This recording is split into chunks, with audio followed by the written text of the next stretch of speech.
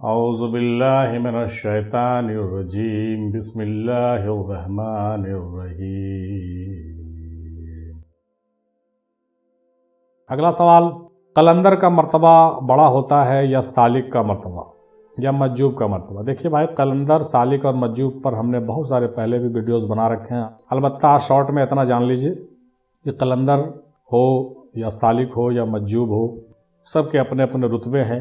سالک جو ہوتا ہے راہ سلوک کو طے کر کے منزل و مقصد پر پہنچتا ہے، وہ مقام ولایت پر ہوتا ہے، وہ دوسروں کو تعلیم بھی دیتا ہے اور اس کی خودی کی تعمیر بھی کرتا ہے۔ یہ سالک کا کام ہے، دوسروں کو مدارج سلوک پر چلاتا ہے اور لوگوں میں جو ہے وہ ممتاز رہتا ہے، لوگوں کو بٹھاتا ہے، لوگوں سے بات کرتا ہے، جماعت سے اس کا تعلق ہوتا ہے، وہ لوگوں سے خطاب کرتا ہے، ٹھیک ہے۔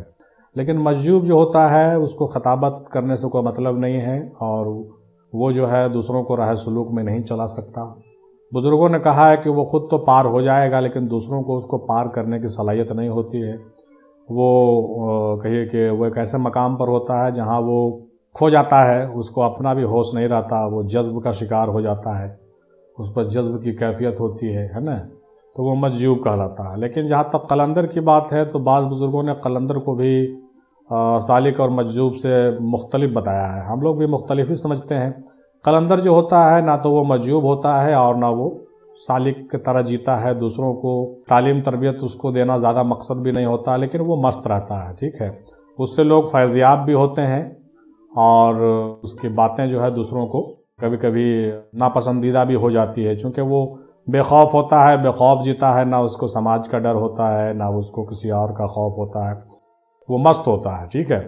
تو قلندر سے بھی تعبیر ہم دے سکتے ہیں ان بزرگوں کو جو آدھا سالکیت اور آدھا مجذوبیت میں رہتے ہیں، ان کو ہم لوگ قلندر کہتے ہیں۔ البتہ مرتبے کے اعتبار سے سب کے مختلف ہیں اور جہاں تک مقام اور تمکین کی بات ہے اس پر ہم لوگوں نے پہلے بھی ڈیٹیل سے کافی بات کیا ہے۔ وہ بہت سارے لوگوں کی ڈیوٹیز ہوتے ہیں، وہ ڈیوٹی والے اولیاء اللہ ہوتے ہیں، بہت سارے لوگوں کی ڈیوٹی نہیں ہوتے ہیں، ٹھیک ہے۔ تو یہ نہایت ہی پیچیدہ اور باریک مسائل ہیں، اس میں زیادہ دماغ خرچہ کرنے کی ضرورت نہیں ہے۔ دماغ خرچہ ہم لوگوں کو کرنا ہے صرف اس میں کہ بھائی ہم اپنی فلاح و بہبود کیسے کریں، ٹھیک ہے۔ باقی آگے کی جو چیزیں ہیں، آگے کی جو پوسٹ ہیں، وہ آگے جب اس منزل پر آپ پہنچیں گے تو آپ کو خود پتہ چلے گا کہ ہم کس منزل پر ہیں اور آپ اس کے آگے کہاں جا سکتے ہیں، ٹھیک ہے کہ نہیں۔ امید ہے میری بات سمجھ رہے ہوں گے۔ آگے بڑھتے ہوئے کسی نے پوچھا کہ خواب میں مرید ہونے کی تعبیر کیا ہے؟ دیکھیے، خواب میں مرید ہونے کی تعبیر تو اچھا ضرور ہے، لیکن خواب میں مرید ہونے سے کام نہیں چلتا ہے۔ مرید اگر خواب میں ہی ہونا ہوتا تو بھائی اتنے بڑے بڑے لوگ، بڑے پیر جیسے لوگ اور جید بزرگ جو بڑے بڑے ہوئے ہیں، ان لوگوں کو ظاہر میں کسی کی دستبیت کرنے کی ضرورت نہیں ہوتی۔ بعض لوگ اس پر کہتے ہیں کہ خواب میں مرید ہو گئے، معاملہ ختم ہو گیا۔ جی نہیں، میرا ماننا یہ ہے، میرا کیا بلکہ تمام صوفیہ کا اس پر اتفاق بھی ہے کہ خواب میں مرید ہو لیجئے، آپ سمجھ لیجئے اچھی بات ہے، آپ کو ان کا فیض مل گیا۔ خواب میں جتنے بھی بزرگوں کا دیدار کر رہے ہیں، سب سے فیض یابی آپ کی ہے، سب کی روحانی فیض آپ پر نازل ہو رہی ہے، سب سے آپ کا توسل ہے، سب سے آپ کا جڑاؤ ہو گیا، سب کے وسیلے آپ کو کام آئیں گے، یقیناً آپ پر سب کی توجہ ہے۔ لیکن جہاں تک مرید ہونے کی بات ہے، آپ بہت ہی سوچ سمجھ کر کے کسی بھی اچھے سلسلے میں، کسی بھی سلسلے میں آ جائیے اور کسی بھی جن سے آپ کا دل بھرے ان سے دست بیعت ہو جائیے، ان کے سلسلے میں داخل ہو جائیے، کیونکہ ظاہری بیعت کی بہت اہمیت ہے، ٹھیک ہے۔ ظاہری بیعت کی اہمیت ہوتی ہے، اس لیے ضرور ظاہری طور سے بیعت لینا چاہیے۔ حالانکہ بہت سے لوگ ایسے بھی ہوئے ہیں جو ظاہری بیعت سے ان کو ضرورت نہیں پڑی، سروکار نہیں رہا، خیر یہ لوگ ریئر کیس میں ہیں، لیکن یہ ریئر کی بات ہم نے کر رہے ہیں، ریئر میں تو کچھ بھی ہو سکتا ہے۔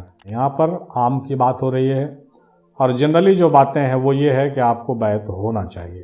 اگر کوئی مجبوری نہیں ہو تو ضرور بیعت ہونا چاہیے، لیکن اگر بہت مجبوری ہے، بہت مشکل ہے، تو پھر ایسی حالت میں ہم بھی آپ کو صلاح دیں گے کہ آپ جو ہے روحانی تعلقات ان بزرگوں سے جوڑ سکتے ہیں، یقیناً روحانی طور سے بھی آپ کو فیض مل سکتا ہے، اس میں کوئی شک کی بات نہیں ہے بھائی، یہ آپ کو ماننا چاہیے، ٹھیک ہے نا۔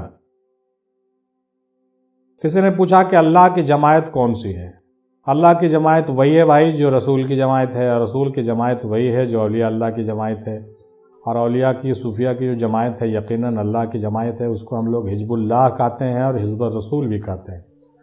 لیکن بعض لوگ جو ہے حزب اللہ نام سے جو ہے ایک جماعت بنا لیتے ہیں اور سمجھتے ہیں کہ وہی حق پر ہیں، باقی کوئی لوگ حق پر نہیں. ایسا نہیں ہے.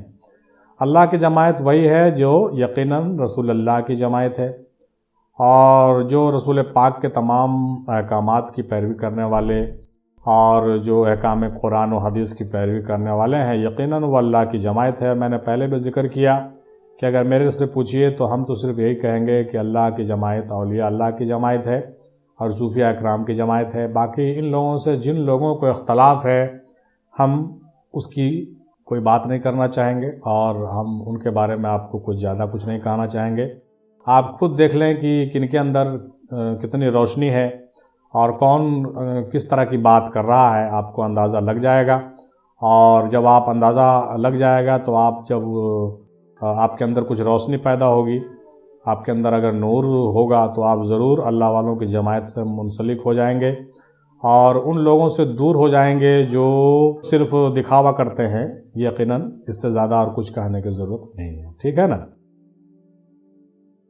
آگے کسی نے کہا کہ علماء ربانی کون ہیں؟ میں نے پہلے بھی کہا علماء ربانی وہی ہیں جو حق بات کرتے ہیں، جو بکے ہوئے نہیں ہوتے ہیں، جو اپنے علم کو خرید و فروخت نہیں کرتے، جو پیسے لے کر کے بیان نہیں کرتے، جو فرمائش کر کے جو ہے نعتیں نہیں پڑھتے وغیرہ وغیرہ. یہ علماء ربانی نہیں ہو سکتے. جو اس طرح کے کام کرتے ہیں وہ علماء سو کہلاتے ہیں. لیکن جو بغیر مفاد کے، بغیر کسی حرص و طمع کے اللہ اور اللہ کے رسول کی دین کی خدمت کے لیے مخلصانہ طور پر کام کرتے ہیں اور حق بات کو بیان کرتے ہیں، وہ علماء ربانی ہیں. اس کے بارے میں بعض بزرگوں نے اپنی کتابوں میں کافی تفصیل سے لکھا ہے کہ علماء ربانی وہی لوگ ہیں جو حق کی بات کرتے ہیں اور جن کا نفس پاک ہو چکا ہے اور جن کی تربیت اولیاء اللہ کے بارگاہ سے ہوئی ہے. یقیناً وہی علماء ربانی ہیں. باقی لوگوں کو ہم علماء ربانی نہیں کہہ سکتے. ٹھیک ہے. وہ لوگ ڈگری ہولڈر ہیں، وہ لوگ صرف ڈگری ہولڈر ہیں، اور ان لوگوں نے ہی سچ پوچھئے تو دین کا جو ہے بیڑا کو غرق کیا ہے. یہ بھی ایک تلخ حقیقت ہے بھائی.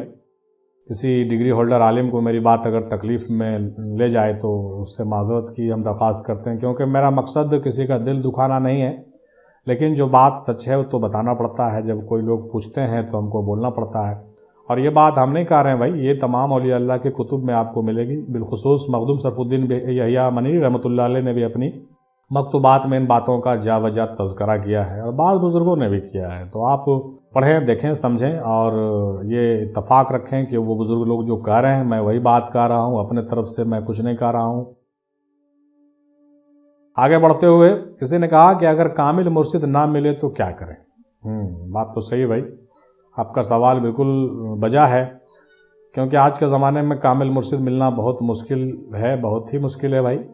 کامل مرشد تو نہیں ملتے ہیں، بہت مشکل سے ملتے ہیں. اگر کہیں مل جائیں تو آپ کی قسمت ہے، آپ خوش قسمت ہیں.